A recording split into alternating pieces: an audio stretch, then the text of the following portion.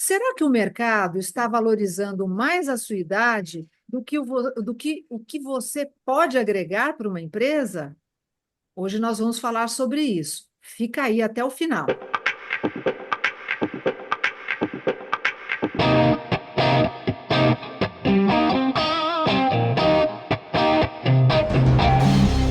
Três tons de RH. Bem-vindo ao Três Tons de RH. Um grande prazer estar aqui com você, estar com os meus companheiros do Três Tons, Guilherme Levi, Mônica Delgado, e hoje o tema é polêmico, mas antes de falar sobre isso, não esquece de se inscrever. Se essa é a sua primeira vez, não esquece, dá um like, compartilha. É muito importante para a gente, para que mais e mais pessoas possam fazer parte desse grande debate, dessa grande conversa e ser mais um tom. Bom, hoje o tema, como eu falei, pode ser polêmico. Hoje nós vamos falar sobre etarismo. A gente vive hoje um mundo que não está sendo tão simples, né? A discussão sobre as diversas gerações no mercado de trabalho. Então, tem muito comentário sobre isso, não é mesmo, Guilherme? A gente ouve que existe dificuldade se você é muito mais velho, se você já atingiu um determinado patamar de idade, existe também discussões se você está iniciando agora e você faz parte de uma nova geração a entrar no mercado de trabalho. Como é que é isso, Guilherme? Com certeza, Valéria. Bom, boa noite, Valéria. Boa noite, Mônica. É um prazer estar aqui de volta. Eu acho que o etarismo sempre foi sinônimo, né, dessa discriminação, né, para profissionais já mais nos 50, 60 anos. Mas a gente vive um momento em que agora a gente volta para a semântica da palavra, né, que a questão é a idade. Porque nós temos esse problema também nas faixas mais iniciais do mercado de trabalho. Lógico que o mais acentuado ainda é com profissionais mais velhos. Existe um estigma de baixa energia, de desatualização que esses profissionais acabam carregando, principalmente quando você fala de uma movimentação para uma nova oportunidade. Então, são profissionais que já construíram grande parte da sua carreira, vão buscar uma nova oportunidade e encontram essa resistência, seja por parte do RH, seja por parte do gestor, mas que de fato no processo seletivo isso acaba ficando um tanto quanto implícito, né? Porque vamos lembrar que esse tipo de discriminação, qualquer tipo de discriminação, mesmo em processos seletivos, é crime, né? Mas acaba ficando implícito de alguma forma. O que eu tenho percebido muito é que quando a gente tem esse tipo de situação hoje em dia, vem diminuindo, tá? Mas a gente não pode tapar o sol com a peneira. O Brasil ainda é um país que sofre muito com isso, inclusive se a gente compara dados estatísticos com a América Latina e com o mundo, nós infelizmente estamos à frente nesse ranking, né? Mas no dia a dia eu já vejo empresas colocando em prática algumas ferramentas e estratégias para diminuir esse problema, né? Então, desde um alinhamento de perfil para vagas, sejam vagas executivas, sejam vagas de middle management, colocando abertamente que a idade não é uma restrição de forma alguma, e o mais importante é você ver isso acontecendo na prática, na hora dos processos avançarem, até casos extremos, onde nós ali na PEI tivemos casos já de cliente que trabalha com um modelo de currículo sem qualquer informação pessoal do candidato, seja nome, idade, sexo, absolutamente nada. Então, eles recebem o currículo do profissional e a avaliação da consultoria. É uma forma de você tratar, pelo menos, essa primeira etapa de uma forma mais imparcial. Mas, com certeza, tem diversas frentes que a gente pode abordar esse tema, porque ele acaba sendo um problema extremamente complexo e não é de um único fator, uma única causa. Mas aqui no Brasil a gente vive essa realidade, mas acho que seria interessante até ouvir um pouquinho da Mônica, né, que viveu muito disso lá fora, como que esses profissionais enfrentam esse mercado lá. Oi, gente. Oi, Guilherme. Oi, Valéria. Boa noite, ouvintes. Bom, é uma excelente pergunta, Guilherme. Eu vou dividir um pouquinho os lugares onde eu trabalhei, onde eu vivi. Então, foram três países, na Europa, a Holanda, a França e a Suíça. E depois na América Latina, Colômbia, Chile, né, e Brasil. O que que acontece? Na Europa, o que eu experienciei é que na Holanda, por exemplo, desses países onde eu vivi, é o país onde você tem muito mais flexibilidade com relação à idade, né? Até porque a aposentadoria na Holanda, né, começa aos 67 anos de idade já há algum tempo. Então, você tem aí um profissional de 50 anos ainda, né, com um caminho a percorrer se você pensar na idade de aposentadoria. A Suíça é flexível, mas começa aos 65, podendo chegar aos 70, e a França está um pouquinho mais, digamos assim, atrasada do que o próprio Brasil, né? Que o Brasil mudou recentemente, a França está tentando aí subir a aposentadoria até 2030, né? Hoje está em 62 anos. Mas vamos lá. Isso aí é o que diz a aposentadoria. Isso não significa que as empresas, então, fiquem com os profissionais até essa idade, porque no Brasil também, se você pegar a aposentadoria, você vai falar até os 62 anos para as mulheres, etc., 65 anos para os homens, e como o Guilherme trouxe, aos 50 anos, muitas vezes os profissionais já não conseguem muito espaço. O que que fica aí? Fica aí que tem uma questão que eu acho que não é somente a questão. Eu não acredito que exista uma guerra entre jovens e mais velhos. Eu não acredito nisso. O que eu acredito de verdade é que existe um sistema que não foi desenhado ainda para tantas gerações coexistirem, né? Eu acho que as empresas estão operando ainda com a mentalidade de carreira linear. Eu quero trazer um exemplo aqui para mostrar um pouquinho dessa questão da Europa, né?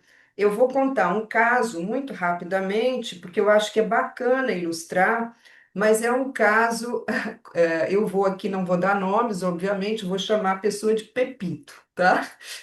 Bom, quando eu estava, né, como head de RH, o meu CEO disse: Olha, Mônica, temos uma questão aqui, você tem que aposentar o Pepito, tá? Ou começar a fazer um plano de aposentadoria para o Pepito. O Pepito, naquela época, tinha 62 anos de idade, então eu tinha que fazer um plano para o Pepito sair tipo um phase out, né? E, bom, começo a negociar com ele, e passa que o Repito sempre tinha um projeto, sempre tinha algo que ele estava envolvido, que acabava postergando quando chegava a data para um ano mais, 2 anos mais, 3 anos mais, 4 anos mais, etc.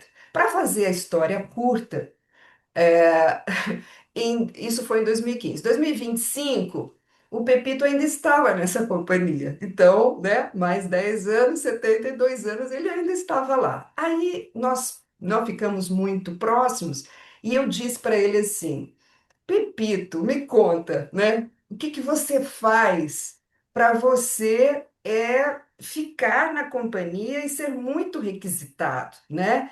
Apesar, né, da idade ir avançando. E ele disse, bom, o que a gente já discutiu em outros episódios, né, gente? A curiosidade, aprender e ser, na verdade, necessário. O que que ele fez esses anos todos?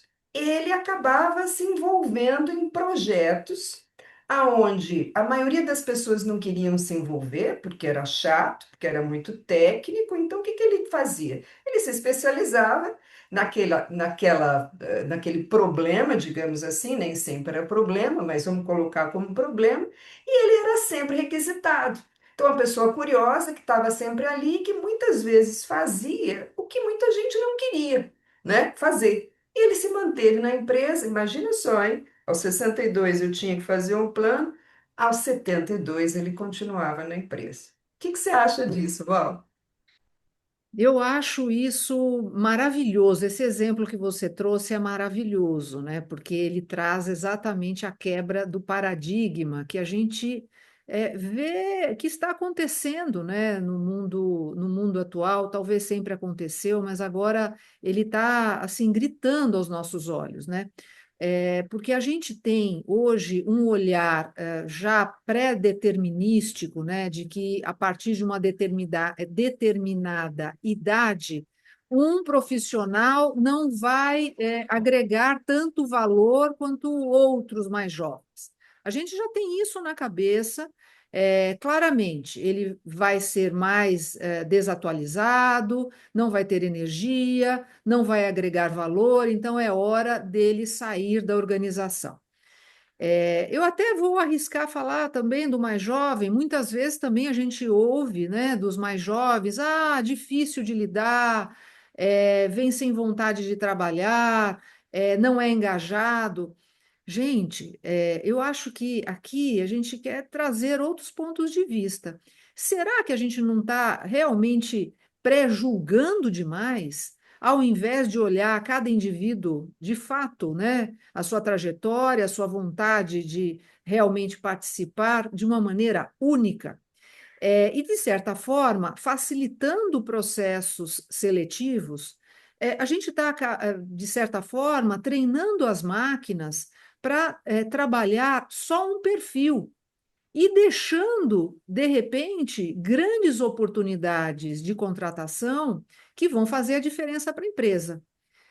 Eu não sei, mas talvez faça sentido, ao invés de olhar para a idade inicialmente, olhar para o que aquele profissional, mesmo já atingindo determinada idade, ele agrega valor para o resultado da organização.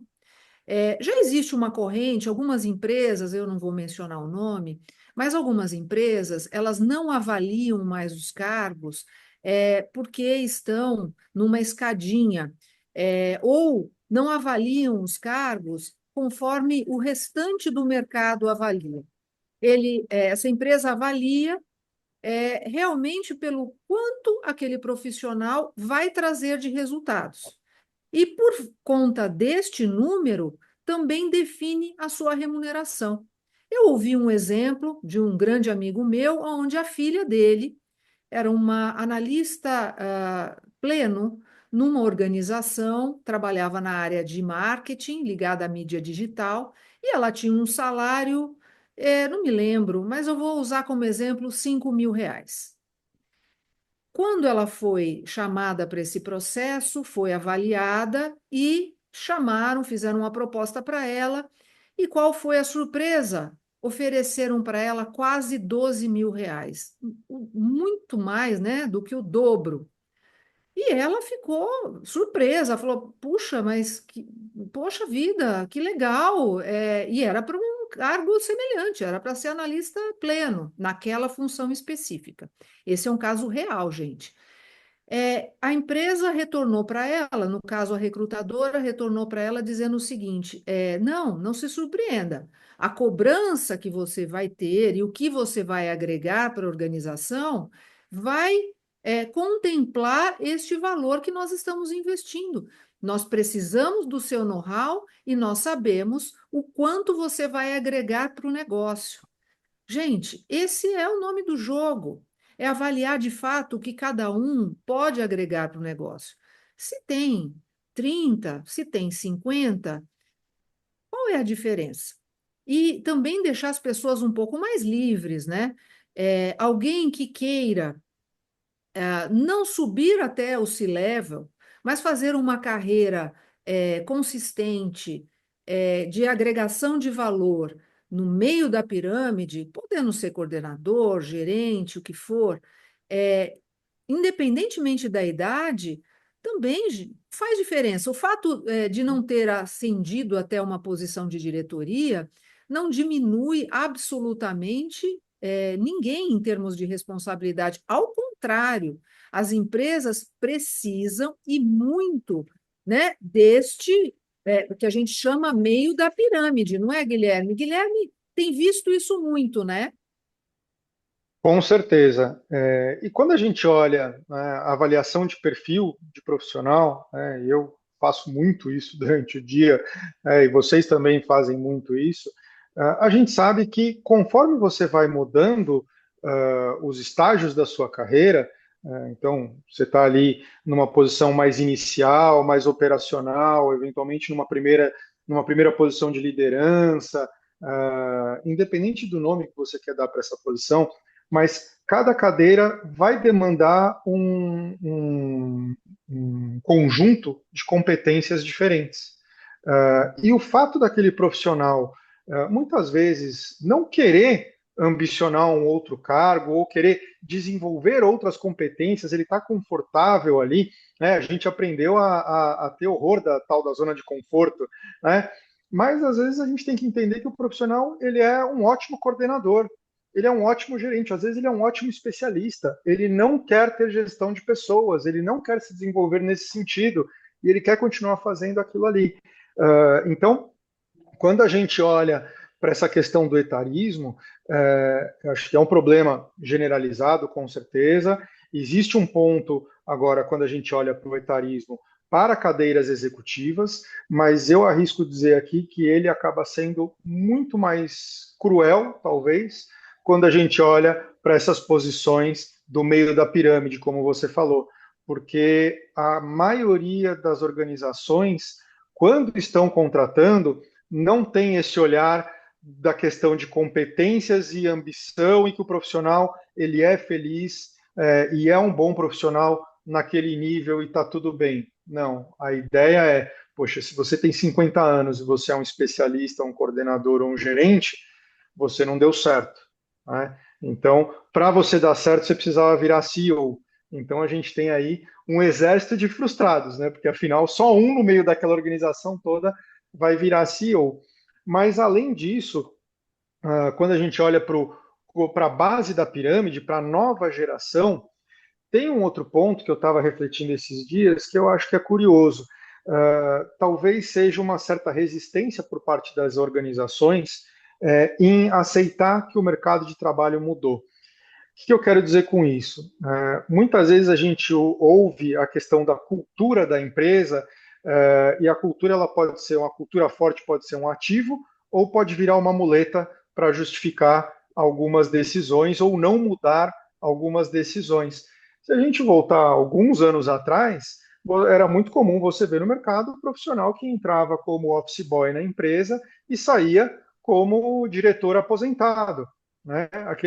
O profissional da Volkswagen ou da Mercedes que fazia sua carreira lá e passava a vida inteira na mesma empresa. Depois a gente teve algumas mudanças, né? Então o profissional já passou por uma, duas empresas. Mais recentemente a gente fala de ciclos, né? Então de ciclos de 3 anos, ciclos de 4 anos. Quando a gente vai para uma posição mais executiva, ciclos pelo menos de 5 anos. Mas você entende que existe um ciclo que é completo e a pessoa vai para outros desafios. Só que hoje em dia não é mais assim para todo mundo. A gente olha para empresas, para profissionais, principalmente de tecnologia, que isso já é uma realidade para eles se movem muito por projeto, né? Eu quero desafio, eu quero um projeto, eu quero trabalhar com uma tecnologia nova, eu quero um propósito. E eu fiz isso agora, se isso durou 6 meses, 3 meses ou um ano, ótimo, acabou isso, eu vou para outro. Mas quando você traz esse perfil para uma organização mais tradicional, o que você encontra como resposta? É um perfil pula-pula, ele é instável. Não, talvez ele não seja, talvez ele só esteja mais adequado ao que é o mercado de trabalho para esta geração, para essa realidade. E às vezes talvez a gente precise nos atualizar um pouquinho nesse sentido também. Não dá para tratar tudo com a mesma régua, não é para ser generalista, então ótimo. Você vai pegar um diretor de RH que a cada 6 meses ou um ano muda de emprego, não dá para você falar que é propósito, talvez ele tenha algum aspecto de instabilidade. Mas eu acho que falta um pouco de atualização nesse sentido para a gente conseguir olhar para as diferentes faixas etárias com a régua que cada uma merece. Né? É, é isso mesmo, Guilherme. Você tocou num assunto, num ponto super importante, né? E eu quero ressaltar isso, que é a questão, do propósito e a questão das hierarquias dentro da companhia. É óbvio, né? Que nem todo mundo vai chegar a ser um CEO, sentar no C-level. O que a gente tem visto, né? E o que eu tenho visto também, tanto aqui no Brasil como fora, é a questão, né, de ter aí o propósito e trabalhar por projeto, mesmo internamente, é muito importante, porque você vai agregando à carreira das pessoas a questão de se sentirem, né, de terem a realização, o accomplishment, né, que a gente tem que ter bastante curiosidade em saber os momentos que as pessoas estão e fazer programas que, de novo, eu vou tocar de novo nessa tecla porque eu acho que é muito importante. Gente, a carreira linear, né, de cargos e salários, ela já está super, hiper ultrapassada, né, por tudo isso que a gente está vivendo. A gente comentou nos episódios anteriores, e agora a questão, né, da população envelhecendo, sistemas previdenciários encolhendo, as carreiras são mais longas, né? A gente está vivendo mais, a gente vai viver até os 90, e sai do trabalho aos 50. O que que a gente faz nesses 40 anos, né? A gente vive de quê, né? Então, a gente precisa aí pensar numa forma de trabalhar as gerações coexistirem dentro da mesma organização. De novo, eu quero dar um exemplo bastante rápido para ilustrar isso, né? Tem uma ouvinte nossa que pediu, traz exemplos, né, no podcast de vocês. Vou trazer um exemplo de alguma coisa super simples de fazer. Quando a sua organização tem um determinado projeto ou problema, faz uma equipe multidisciplinar, né? Mescla aí diferentes tipos de conhecimento, mescla aí diferentes faixas etárias, né? A gente fez isso, eu fiz isso numa das organizações onde eu trabalhei, e a gente chamava, bom, lá tinha todos os nomes sempre em inglês, mas era Flying Doctors, né? Ou seja, Flying Doctors para simular que uma equipe de médicos iam ali solucionar o problema. Então, Flying Doctors. Como é que tinham esses Flying Doctors? Eram pessoas com diferentes skills, diferentes capacidades, diferentes idades e iam resolver um determinado problema ou projeto. Isso traz um senso de realização fantástico e você consegue ir trabalhando dentro da sua organização, não necessariamente por níveis, né? Você vai trabalhando para o accomplishments. É um mindset diferente? Mas eu acho que é o caminho nesse novo momento que a gente está vivendo, né? Essa é a minha opinião. E aí, Val, o que que você acha? Olha, perfeito, e eu vou aproveitar o gancho, né, que é o seguinte, a gente sabe que o problema custos é um tema relevantíssimo, né, para as organizações.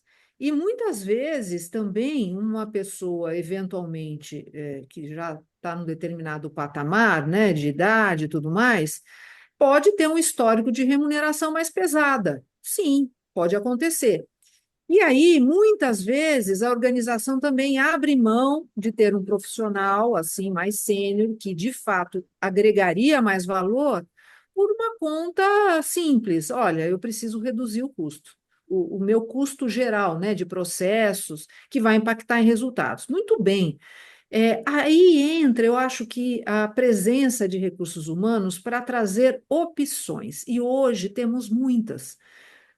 Quando a Mônica fala sobre trabalhar por projetos, ter, né, essa gestão, eu acho que além de dar possibilidades para quem está dentro, você também consegue incluir profissionais que vão de fato agregar valor para a sua organização por um tempo definido, seja pela extensão de tempo previamente contratada, seja pelo número de horas semanais, mensais, seja para treinar outros profissionais que já estão na organização, e é um teste também, para você poder saber se aquele profissional que tem um determinado peso, né, até em termos de remuneração, de fato vai agregar o valor que a sua organização precisa. Então, esse modelo, ele traz muita flexibilidade e lembrando que o mais importante de tudo é a construção de uma cultura que de fato enderece a estratégia desejada da organização e sempre resultados. A gente está falando aqui de olhar para o mercado e para o cenário que hoje nós vivemos de uma maneira mais ampla, né? Sair dos preconceitos, mas buscando alternativas, porque de fato elas existem, né? Estão aí para serem utilizadas. Se esse é um assunto que para você é importante, e a gente imagina que então faz o seguinte: faz um comentário, conta uma situação que você viveu, onde você foi afetado, ou que você, como gestor, está lidando, e quem sabe a gente faz um novo vídeo falando sobre esse assunto, se for importante para você. Muito obrigado de ter ficado até agora. Obrigada também ao Guilherme, à Mônica. Nos vemos semana que vem. Tchau, tchau. Tchau, Tchau, pessoal. tchau.